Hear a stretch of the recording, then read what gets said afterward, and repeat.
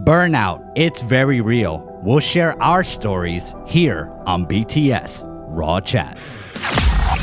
This is BTS RAW Chats. BTS RAW Chats. Where real media creators chat after hours. We don't give away raw files. We give you the raw, behind-the-scenes chatter of the photo and video production world. The Raw Chat starts now. We are another episode in, and we are talking about burnout. But before we do, I'm Dave, and here is Sherry. So today we're talking about burnout. Cher, you and I know that we are toast when it comes to this particular topic. I am so burnt and crispy at this point. Let's rewind a little bit. So Okay. I've spent the last probably year and a half now not doing anything that I normally do. Photo, video, graphic design, all that stuff. I don't want to say I'm burnt out because I just said I haven't been doing that. I'm burnt out from not doing that. Does that make sense? Absolutely, it makes sense. It almost soured my entire livelihood, but I'm finally coming out of a slump. I'm finally starting to get my groove back. But burnout is a really big deal. And then that comes along with a whole bunch of other things, You're burnt out on the work that you're doing. You start getting depressed and you find yourself in a really bad place. But I know from my own experience, I know now if I'm not doing what fulfills me creatively, it just kind of ruins everything else.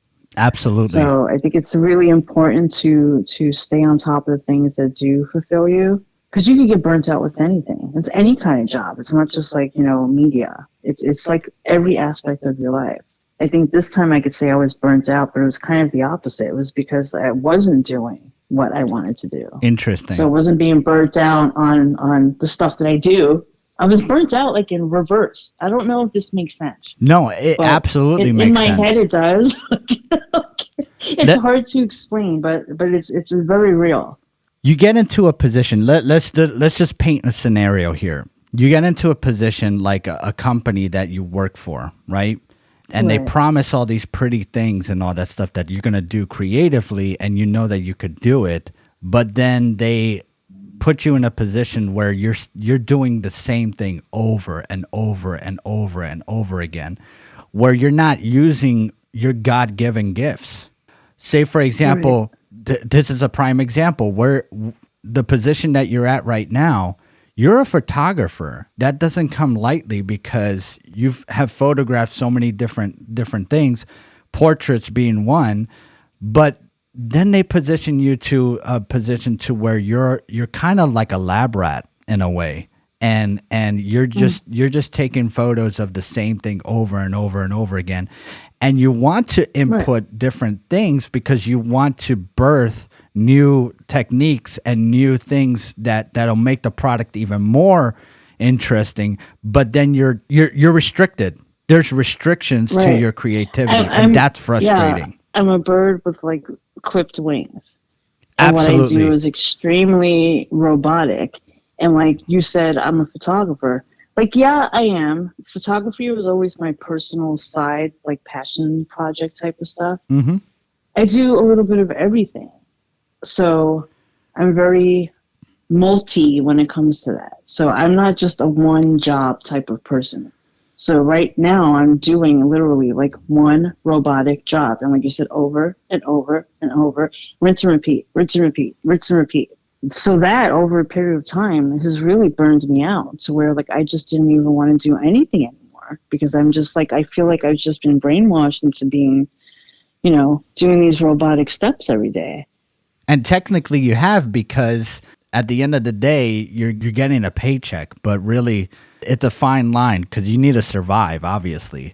Most of the creative burnout comes from either repetitive things or not being around, other creative people, and also not being around people that understand you know, creativity as a whole, people that don't value you.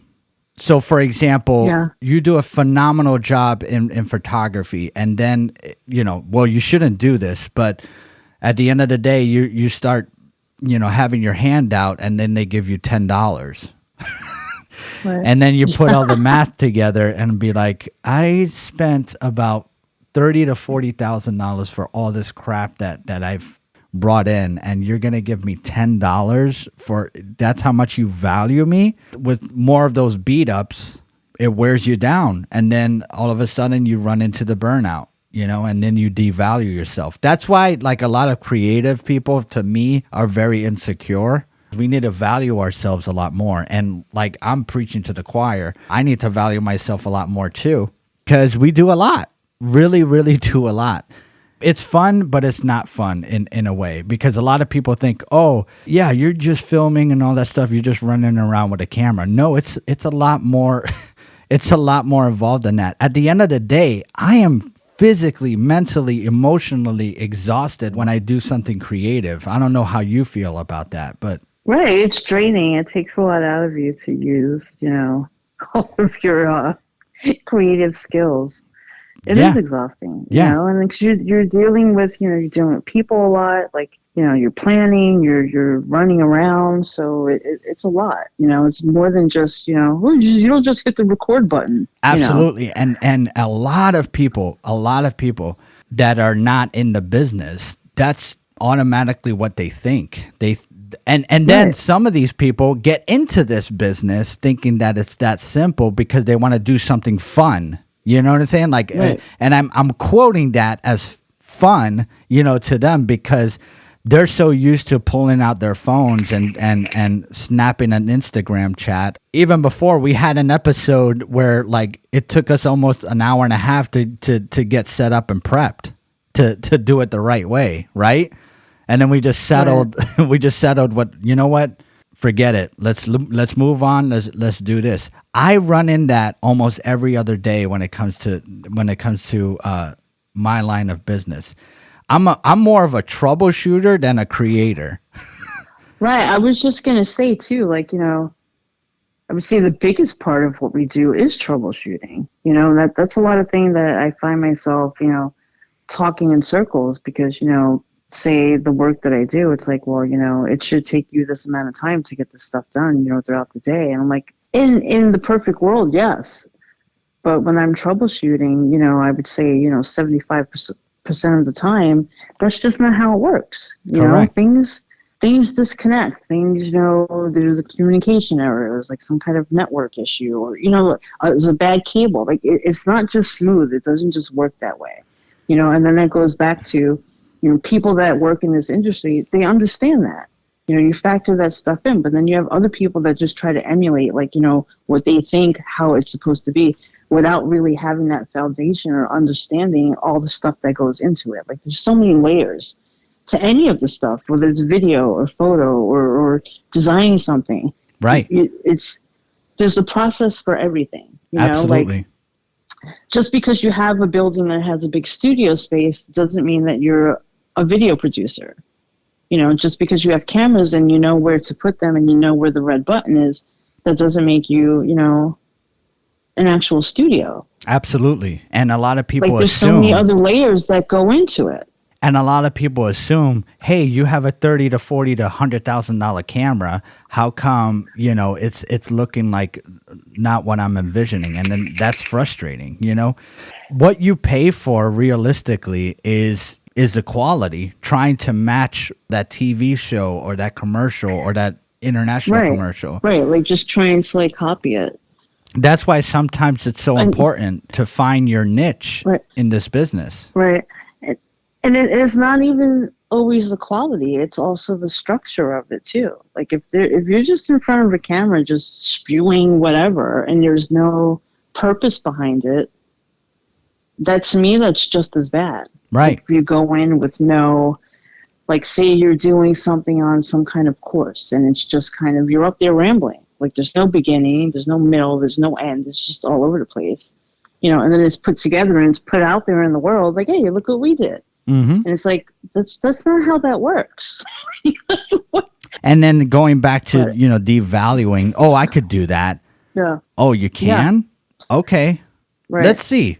And then it leads to garbage. And then like you work with that certain person or that certain company, and then you look back and you're like disappointed. And it's like, why did I even waste my time dealing with somebody like that doesn't value what I do? And it's difficult to find that connection, that gel with somebody else that understands your line of work. And it's very disrespectful in a way. And that's why we lead to burnouts, to me personally. And that's like exactly kind of like, what happened. And, so I just felt myself getting really burned out. And the biggest thing was that, I was still I was full of ideas and I wanted to help and I wanted to do things, because I was also always asked my opinion based on my experience and this and that. But then when it comes to actually doing, it's like, oh, well, no. No. Like everything was like hand slap. No, we don't need to do that. Oh, that's unnecessary. So it was just always knocked down. So that really played a big part in like, I just kind of like, I was neutral. Like I just felt myself just in this bubble, like just unable to do anything other than the robotic, everyday, job. Absolutely. And it's really frustrating and it's sad. It's like, I'm sitting in this room and I'm just kind of, alone. But, everything's gotten like a lot better. And like you said, it's different when you have other creative people that are in this industry that understand. So like now, luckily I have, some friends that kind of pulled me out of this hole, and I feel almost like, inspired to like really start doing like new stuff. So I'm slowly climbing like out of this rut. Burnout is really a scary place to be when you're like really, really burned out. Not just tired or like, I need a break.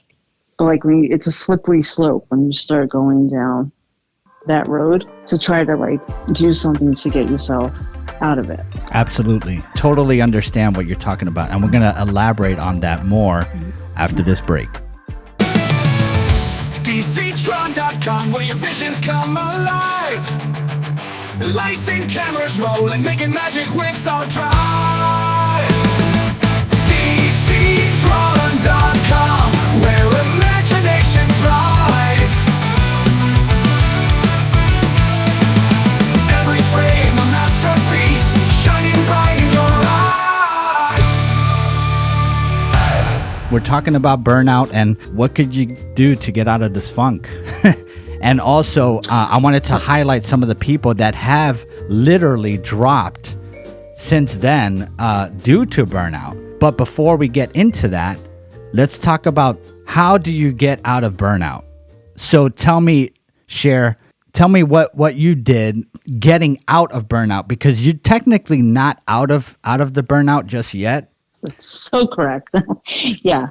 What's gotten me kind of on the path to getting out of the burnout is having, new people in my life that are into the same thing. So now I'm not just sitting by myself. We're like, talking, and we're like, I feel like creative people inspire each other. Like this one wants to shoot film. This one wants to do, weddings. And it's just kind of like, we're all just talking and you start getting ideas and it kind of inspires you. You know what? It goes back to the old Bible saying, iron sharpens iron, right? So that's why it's so important. Yeah, that's why it's so important to network with your peers. Right. And I started to think of it as like, well, stop being so depressy about it and do something about it. Like, because I'm the biggest preacher of nothing's going to change unless you change it, I'm trying to be more open and trying to do some things like get out of your comfort zone, like something I would normally say no to, like just say yes, and I've been getting out slowly, shooting more. So getting back out there, and it's fun because it's almost like it's new again. So I'm just out there, getting land and B-roll, exploring the new area that I moved to that I haven't even seen really any of it yet. Today I booked a photo shoot. Nice. It's through Meetup. They have Meetup, the Meetup groups, but it's like a portrait photography group, and they have weekly models. Mm-hmm. So I went ahead and signed myself up for it. So I'm like, let me just get out there and just start doing what it is that I really enjoy shooting. Because if not, I'm just going to sit here on a Saturday and like do absolutely nothing.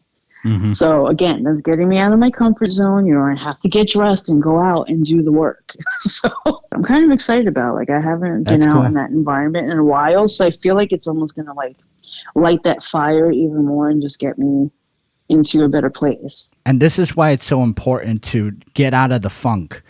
What I mean by that is do some passion projects that you really are passionate about doing, and like not thinking about pricing things out for that, you know? I'm trying to value myself a lot more. So that's why I don't take on projects that are quote unquote free, because I am tired of getting taken advantage of when it comes to that. I don't know how many like people have come up to me and said, hey, this particular show is going to pop off, and then when we get residuals or whatever, you're going to get paid. You're going to get paid. Right. I've heard that song and dance for so many years now. Right, and you're still waiting to get paid, right? Oh, absolutely. I can't wait to get paid. But again, it boils down to you got to get back into your passion projects, but just for yourself, if that makes sense. Right. And that's exactly what I'm doing. I'm not trying to make money. I'm trying to get back to myself. So that's why, you know, I've been doing little things here and there. And that's why there's three important things, I think, to get out of the funk. You have to do passion projects that you want to do, not anybody else. Number two, you have to surround yourself with people that are motivated, what I call fresh blood. They haven't been really tainted just yet. And to be honest with you, you have to be kind of like a mentor to them, because they don't know what they're falling into. And that's one of the reasons why we have this show, BTS RAW Chats. We actually show you what is going on and what to look for, and to avoid those pits. We're hoping that generates some type of value to everybody on the show, or that is listening to the show. And then three, take a break. You need to take a break to get out of the funk and just start thinking about other things. A lot of writers do this. They get into writer's block, and what do? They put that particular project on hold until they're ready to come back to it and get inspired again. Yeah, and it's the same thing. Like, say it doesn't necessarily have to be for a long period of time. Say you're in the big edit and your eyes are like rolling around your head.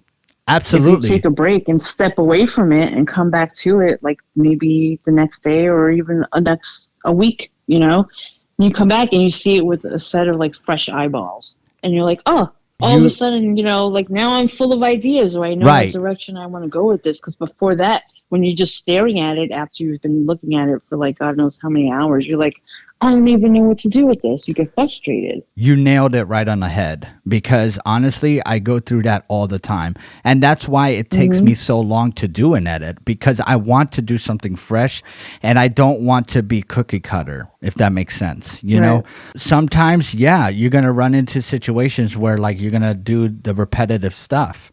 I try to avoid that, and I try to make things better and better and better. And to be honest with you, that's what a lot of creative people do. Try to get things better and better and better. And it's frustrating because some of that stuff doesn't work. That's why the burnouts happen.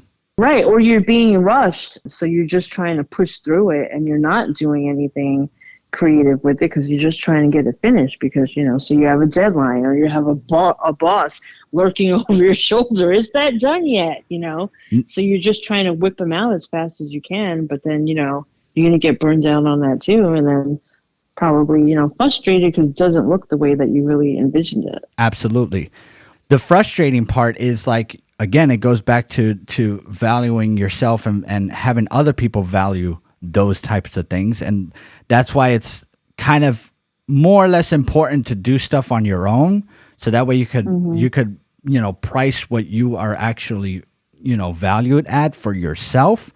Nobody can answer that question but you. Do the research, find out what's going down in your industry or your region, because Every region is different, and Right. it's tough to get into the business and really be making like true hardcore money. At the same token, you have to value yourself, because you're going to affect the industry somehow. If you devalue yourself, you're gonna be stuck doing $200 to $300 videos or any type of service. Or if you find yourself, say people are asking you, say in a workplace, to do things, but they're clipping your wings, and they're not allowing you to like reach your full potential because they want to cut corners on everything. Like everything, nothing is necessary. It's like, just get in and shoot it. It doesn't matter. You don't need lighting. You don't need that. You're like, it's just, so that frustrates you too, because it's like That is very you're, frustrating. you're not able to do it on a professional level, Correct. because those people don't value professional work, because they think that anybody can just do it. Correct. And here's the other flip side of that coin. Say you do have a successful business and you are making a hell of a lot of money. Paul from Full-Time Filmmaker, he recently sold his business to another friend of his, and he's out of the business. I have it in my top 3 recommendations of the video, but basically he explains in the middle of the video, he explains that like he's just burnt out, period. And he doesn't even know what to do after that. He's taken technically a long break and figuring out what he's going to do. It's very real. And it doesn't really matter how much money you make or anything. If you do something repetitive, and if you're not, out there taking a Right. break or surrounding yourself with other creative people or looking at other things other than, Right. what you're focused on, that's the Right. cause. If you're not doing what you love, because you're Mhm. not being fulfilled. So like, and I have this conversation a lot. It's like, some people just have jobs, and that's fine. They go to work and they come home. Their family and their kids, like that's the thing. They go to work just to make that paycheck. What we do is more than that. I have to have certain things in my life to be fulfilled in that sense. Like, I am not content if I'm not able to keep using the word creative, but like artistic or draw or I get like these ideas, like if they don't get out and I can't physically do something, like design something or shoot something or edit something together, it's a really weird feeling. Like, it's kind of like it has to come out somehow. It's So in if I'm your. just sitting there, right. I don't want to Right, get like all it's spiritual, in you. but it eats into your soul. Yeah. Oh my God, Dave, that is like the perfect way to put it. And that is exactly how I've been feeling this past, I would say, a year and a half already. You know what's Like, my funny? soul is just being eaten away, and it's extremely depressing. Have you ever seen Pixar's Soul? Take a look at that. No, but I may have to now. Yeah, and what's interesting about that is like everybody has a particular thing that they get a passion of, right? And that soul goes down into the earth and kind of absorbs into that human. What's crazy is that you really feel it if your like deep down passion is creative, and if you're not doing creative stuff, or if somebody's taking advantage of you, it does affect you, and it affects you spiritually. It's weird. And that's exactly how it is. So what's the point of the show? Get back out there and find yourself, and stop being all depressy about it. I like it. I like it. Like, yeah, like turn that frown upside down. Get out there Exactly. and start doing it, and like remember who the fuck you are. Very passionate Ooh. there. For me, my advice is take a break. We all need it. Surround yourself with new creative people and things. Before we leave, here are my 3 recommendations. So the first recommendation is from a TED series, and she's talking about how burnout makes us less creative, the way we work. The other clip is what I talked about earlier about Full-Time Filmmaker, and the title is, I Bought His Company, What's the Future of Full-Time Filmmaker? And the other clip is from Think Media again with YouTube Burnout is Real. Here's how to avoid it. Well, those sound really interesting. We'll have to check them out for sure. Definitely. Again, don't forget to like, share, and subscribe. And see you next time on BTS RAW Chats. Say goodbye, Cher. Bye.